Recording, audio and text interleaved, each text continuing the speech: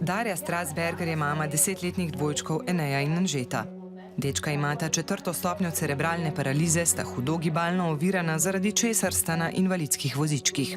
24-urna skrb za njiju je v celoti na ramenih staršev. Ker oče dela v 3 izmenah, mora največkrat za vse poskrbeti mama.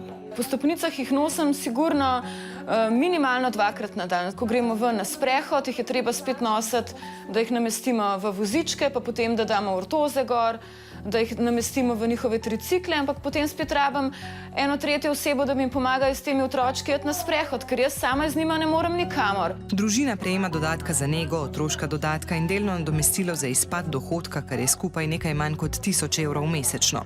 Kot pravi sogovornica, s tem ne morejo pokriti niti vseh terapij.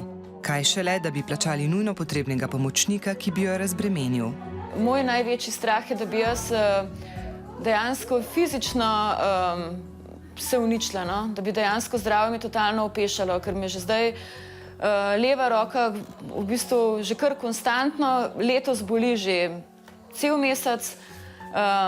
Stalno se bojim, da ne bi prišlo do kakšnih močnih bolečin v hrbtenici, ker se mi je tudi že zgodilo, da sem obležala za 3 dni brez energije, brez moči, da se nisem mogla niti v postelji premakniti. Bojim se, da ne bi mami pristala na vozičku tako kot mi dva.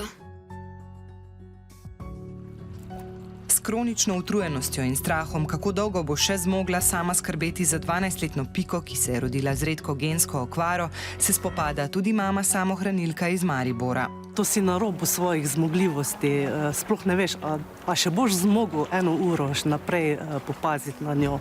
Včasih se zgodi, da celo prej zaspim kot ona. Pika je zaradi okvare na genu EEF1A2 shodila šele pri 7 letih.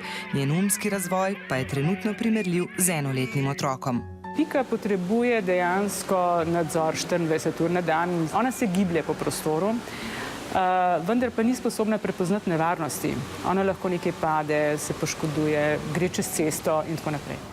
Žalosti me, da država tega ne more urediti, ker smo res starši na koncu svojih zmogljivosti in včasih res težko preživiš dan. Tako da mislim, da bi kot družba morali razmišljati v smeri enega družinskega pomočnika, ki bi lahko za en del dneva, za nekaj ur dnevno bil na razpolago takim družinam.